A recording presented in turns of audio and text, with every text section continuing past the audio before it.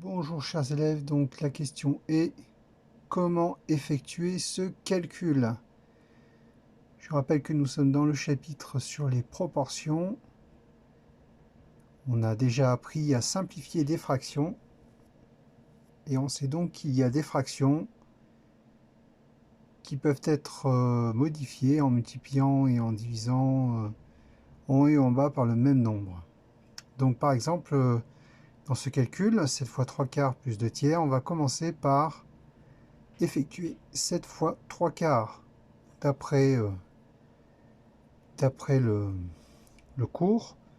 Je vais commencer par faire 7 fois 3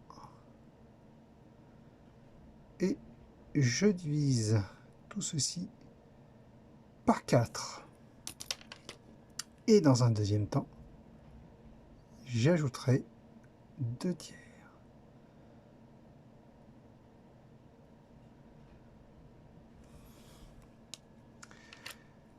Bien, quand je fais 7 fois 3 quarts, j'obtiens donc 21 quarts. Et je me retrouve avec une addition de deux fractions qui n'ont pas le même dénominateur. Pour pouvoir additionner ces deux fractions, il faut les réduire au même dénominateur. Alors qu'est-ce que ça signifie? Eh bien, ça signifie que en bas, il faut qu'il y ait le même nombre. Là, on a 4, ici on a 3. Donc je sais que j'ai le droit de modifier les fractions en multipliant en haut et en bas par le même nombre.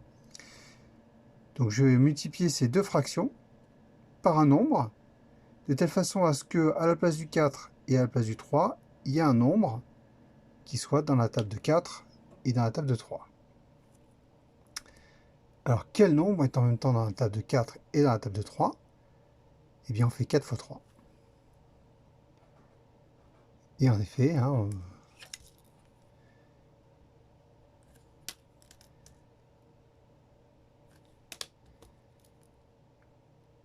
c'est dans la table de 3 et de 4. Et donc sur le deuxième,